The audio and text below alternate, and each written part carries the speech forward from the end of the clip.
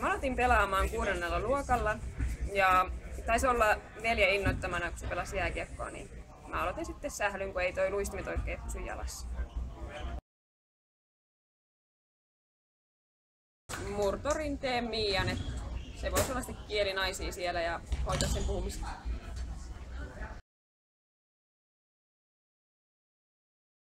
Mistä toi Lapin Marika on? Lämäri vai Löpiäjä? Lämäri. Mikael Forssell vai Teemu Selänne? Jälkimmäinen Selänne. Pulkkamäki vai Vesiliukumäki? Pulkkamäki. Pyörä vai auto? Auto. Puolustus vai hyökkäys? Hyökkäys. Harhautus vai kulmavääntö? Kulmavääntö. Tumma vai vaalea? Tumma.